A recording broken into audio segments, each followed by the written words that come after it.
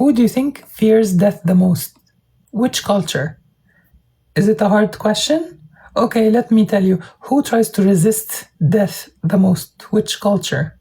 Which culture is known for obsession with youth, wanting to have surgeries to the point where their features are unrecognizable? Which culture?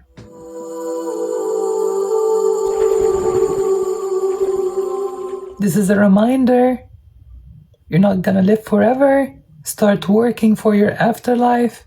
Start investing start decorating your permanent home. Prepare for your journey. But what do people do? Look at the average Muslim. They don't fear death. Hey, look at Palestinians. Look at Palestinians. And look at, if I say, who do you think fears death the most? Which culture? Is it a hard question?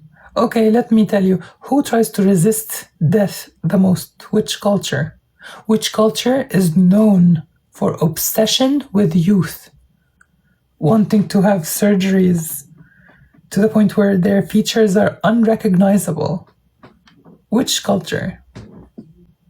That would show you which culture has decorated their hotel room beyond imagination. And they're doing their best to extend their stay. But try as they might, they will be kicked out of that hotel room no matter what. And all these beautiful things that they have collected in their hotel room, someone else is going to enjoy them, not them. Not them. But when you understand the meaning of life, for example, those who follow what's happening in Gaza, they know that there's this amazing man.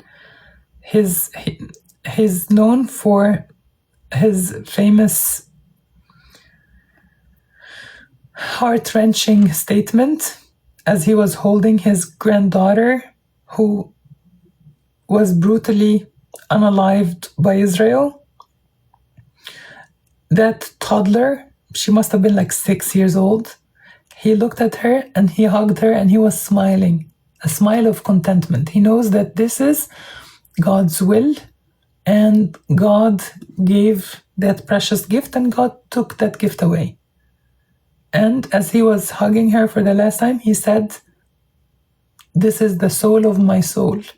Now that grandfather that embodies the essence of Islam more than anyone I've ever seen in our modern time, look him up. See how he lived his life.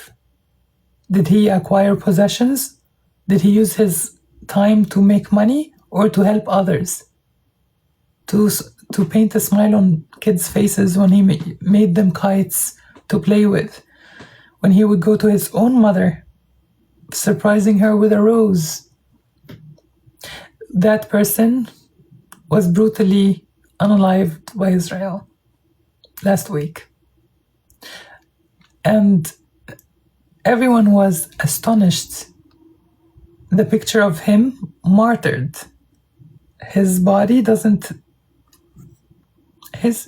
they were taking him to be buried, yet there's a smile on his face.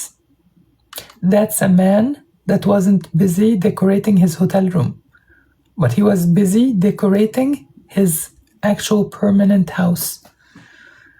So when you do that, on your journey out of the hotel room, you have a smile on your face.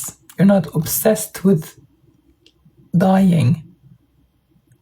You're not crippled by the fear of dying.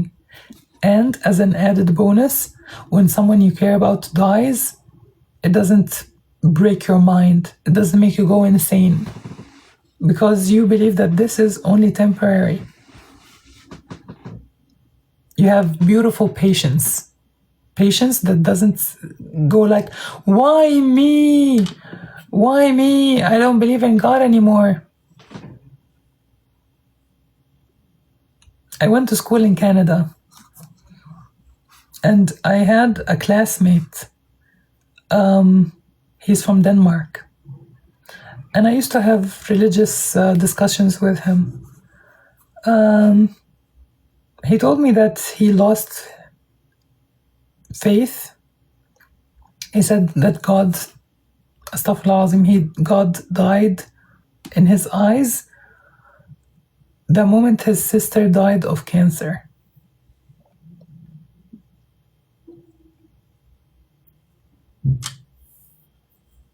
I heard that a lot living in the West.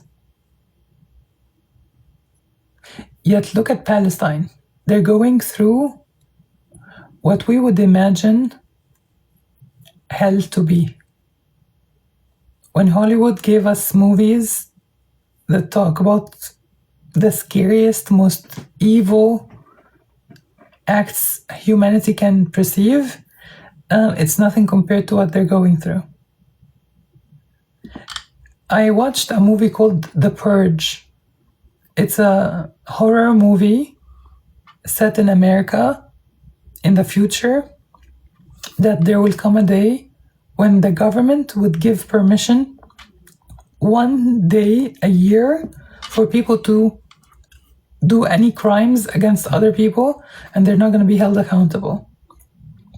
So if you go and unalive someone, you're not going to go to jail, just for 1 day a year, claiming that crime rates will go down.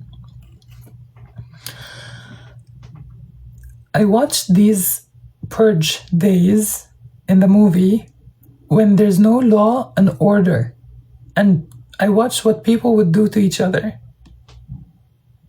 Now, in Palestine, there's no law and order. There's no police. There's no one to protect a Palestinian from what another Palestinian can do to them.